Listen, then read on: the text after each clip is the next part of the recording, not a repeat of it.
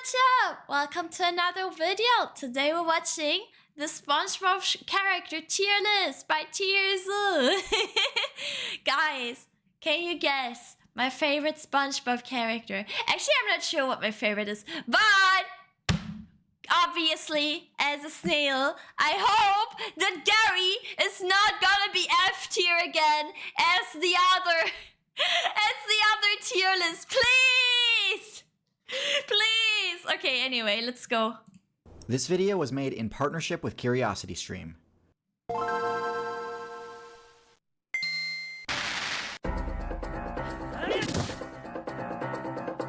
Let's go! Rocky, oh, Rocky is also, Rocky is a snail, guys. Rocky is a pretty cool snail. Yo! I've been trying to figure out how to do an ocean tier list or fish tier list for a while now, but the problem is there's just too many potential builds to include in a single video. So what better way to do it than to artificially restrict the scope of the video to the most well-known fictional server of all, Bikini Bottom. Hell While not yeah! a real place, the characters are based on real animals that have their own special ability. Oh wait, a sponge is actually an animal. I was gonna make fun of it because I was like, huh, sponge an animal? But there's animal sponges, right? Or am I speaking bullshit now? I mean, I guess we will see in the video. And signature moves, some of which even affect the plot of individual SpongeBob yeah, he's not episodes. that kind of sponge. So which residents of Bikini Bottom and their real-life counterparts are the best in the current coral reef meta? As always, we'll start from the bottom and move up from there. I swear to God. Okay, that's not Gary. So in F tier, we have the underwater squirrel build. Now don't get me wrong, I don't think squirrels are bottom tier in the arboreal meta. They have one of the highest mobility bonuses in the game in forests, and their teeth deal bonus damage to structures. Wait, can we talk about that her name is Sandy Cheeks? That's kind of silly. Making them excellent at bending wooden environments to their will. But it's because she has like both in squirrel forests cheeks. And suburbs. However, in the reef meta, squirrels are absolutely bottom tier. And this is evidenced by Sandy's many obvious difficulties overcoming pretty basic properties of an underwater playthrough.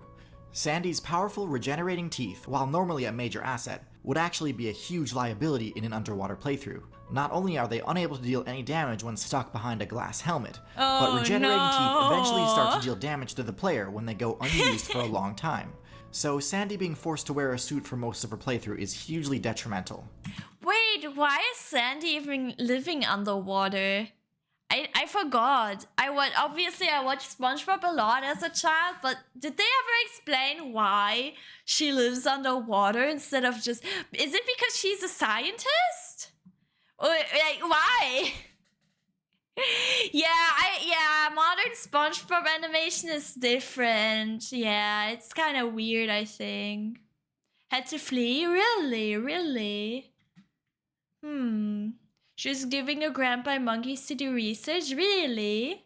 Studying, okay. The rest of Sandy's stats are solid, but they're contingent more on her suit than anything else. For example, she's got really high defense due to her armor, but a single hit strong enough to crack her armor would easily mean game over for her, meaning she essentially has an HP of 1.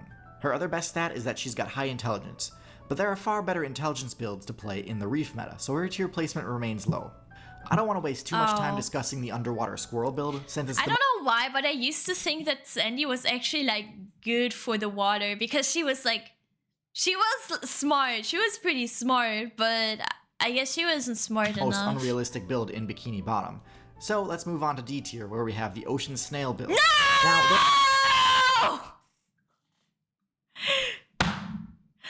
D tier? I mean, at least it's a bit better. At least it's not F tier. There are ocean snails that I consider high tier, like the cone snails, which have venomous spears. However, it's pretty clear that Gary is not one of these, and is instead a much more basic jack-of-all-trades style snail. Oh no. Sea snails have exceptionally high defense levels, but not much else. They're nearly invincible while in their defensive stance, except against players with armor-piercing abilities. But as we'll see, those abilities aren't uncommon in the reef meta. Snail mentioned, but Snail is D tier. Wait, is left or right better? Should I go left or right for my model? As a result, sea snails have bad matchups against much of the rest of this list. In C tier, we have the crustaceans, which seem to comprise a large percentage of the Bikini Bottom player base, including Mr. Krabs, Larry, and Plankton. And yes, Plankton is most likely a type of copepod, which is a small crustacean.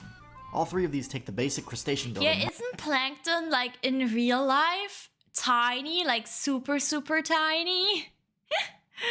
I don't know. Modified for their own specific playstyle. Giga-chan Mr. is Krabs C sticks tier. pretty close to the basic Actually crustacean crazy. build, maintaining high defensive stats with relatively low mobility.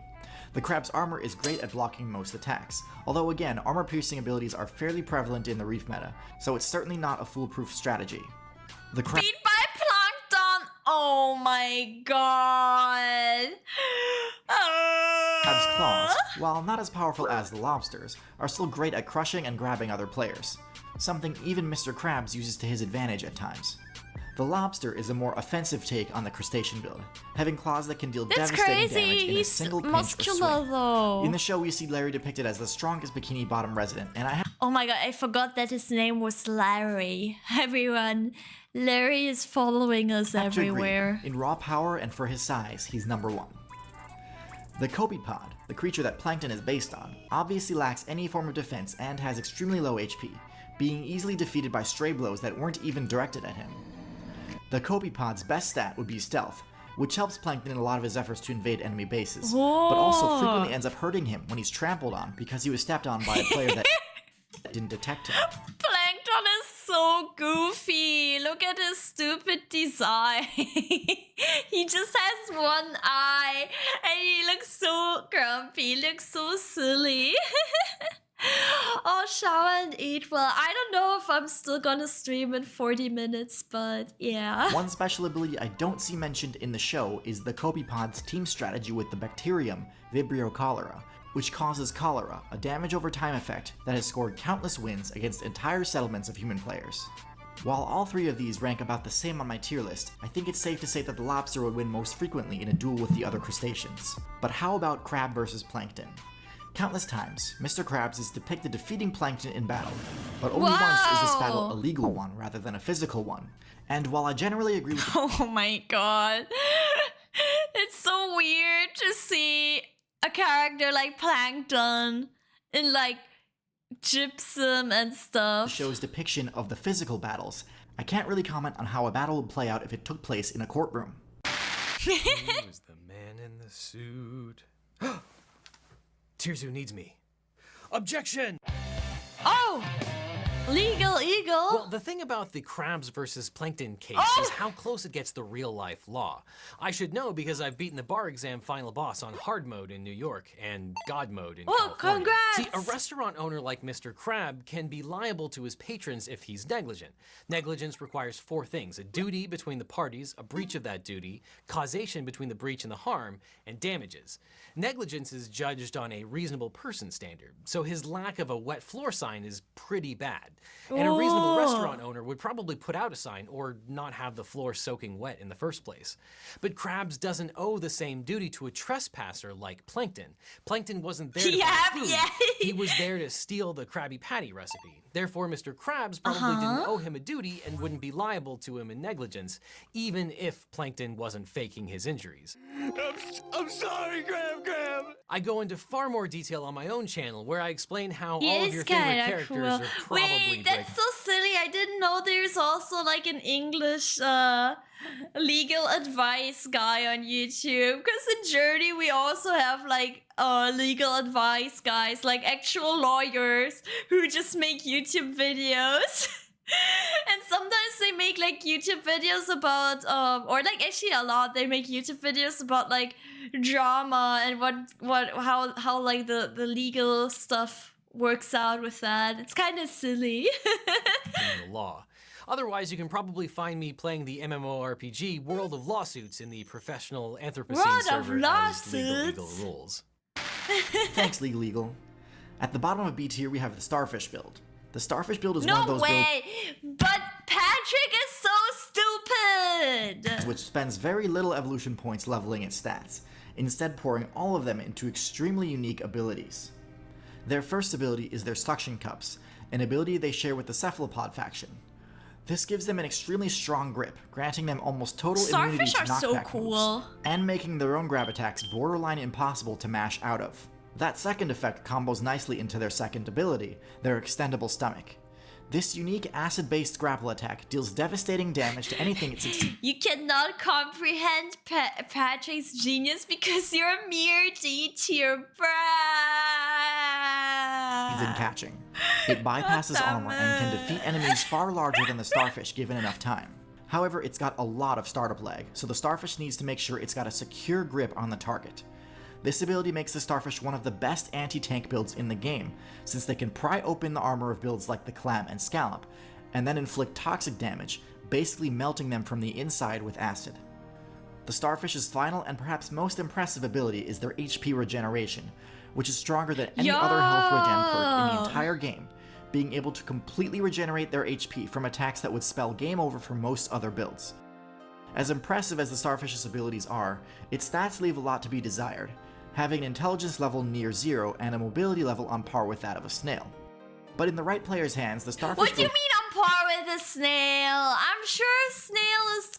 Have you seen the snail races? The snails are pretty fast. Can go much further than you might expect. Compared Next to on the tier list is the Sponge build, the easy... All animals look like Pokemons in my eyes? That's insane. That's a crazy take. Spongebob! ...this creature to play in the entire game. Okay, so I'm not gonna lie, I'm not a fan of the Sponge build, since it's a build catered towards the playstyle of literally AFKing. Sponges gain XP by filter feeding, and thus don't require any decision making or active attention at all to do well. Oh, so like, if you play the sponge, it's like you're playing an idle game. Sponges have a mobility, attack, stealth, and intelligence stat of 0. They don't move, hunt, think, or hide from their enemies.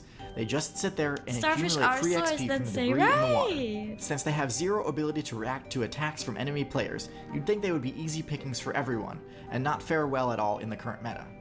Normally this would be the case, however sponges are worth negative XP to most other builds, because they've incorporated tiny shards of glass into their bodies that damage players trying to feed on them. Oh, Some sponges also have an AoE genius. toxic debuff active, lowering the incentive to attack them even further. I never knew, like I've only found out fairly recently that sponges are actually animals. I was always so confused as a child why Spongebob is a sponge. Like why is it about a sponge? A sponge is why is it a sponge who's in the sea who's alive? Like what? Some builds like the sea turtle have resistance to these sorts of countermeasures and can derive some benefit from attacking sea sponges. But even then, their efforts are better spent on more high-value targets, like jellyfish, snails, and seaweed. No! So in summary, sponges are upper mid-tier. I thought they were plants. Oh, I guess they are kind of like plants or like coral. They're also like corals are also kind of like plants, right? I think it's both, like they're both animals but also plants. I think they're like their own kind. I don't really know. I don't know. Don't quote me on anything. I'm not a genius. I'm not smart. You have a cute mother, but then bulge. I thought he was a sponge like we use for cleaning dishes and stuff. I think he technically is, because in the movie when they dry out, like Patrick and SpongeBob dry out, right? SpongeBob becomes like a normal sponge, like our type of sponge, right? But a sponge is also a sea animal. There's both, I guess. Why are you at the lowest bottom of food pyramid every time? I don't know. Guys, does that mean snails are useless? God damn it. They're animals that don't move. Okay. Because they simply aren't worth the effort to fight, and their ease of gameplay means they pretty much always succeed in the Reef meta. Not exactly a build I'm excited to sing the praises of, but I wouldn't be doing my job if I didn't fairly assess them. Wait, did you mention that scene? It still makes me cry. I'm sorry. We've got the octopus build. Oh, the octopus is a hybrid between a stealth-based build and an intelligence-based one, having exceptionally high levels in both stats. They've got the shapeshift and color change ability that lets them get the camouflage stealth bonus in just about any environment, and their intelligence lets them solve problems using tools and learn new skills by observation. Disappointingly, in the show, Squidward isn't really shown to use the color change ability much. Another thing not shown in the show is that every octopus is at least somewhat venomous. Venom is a powerful tool for taking down prey, and since even a single bite can deal the venom effect for massive damage, venom is also quite effective for pressuring attackers to steer clear. Their suction cups give them a powerful grip, and to be perfectly honest, the octopus is essentially a superior version of the starfish. In addition to having suction cups, I've never seen it like that because they're so different. Oh my god. Multiple arms, regenerative abilities, and venom, the octopus build also gets access to tons of high-level abilities like tool use, shapeshift, and inkjet.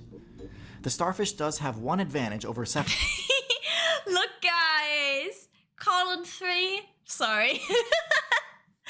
Sorry, the brain rod, the cat brain rod is there. Pods, and that its lifespan is significantly longer. The top tier resident of Bikini Bottom is... The Pufferfish build is a variant on the basic fish class that spends all of its points unlocking not one, but 2 separate high-level defensive abilities and 1 offensive ability. Those being the Spike Ball and Neurotoxin. They're so cute! Pufferfish are so cute! On defense, and Armor-Piercing Beak on offense. The Spike Ball ability deals damage to the attacker whenever they connect a physical strike on you. And switching to the... I know they puff, like they get puffy when they're scared, right? But they're so cute when they do ball that. Stance also makes bite and grab attacks less accurate against you. No! This ability is great for countering most of the common threats in the reef meta.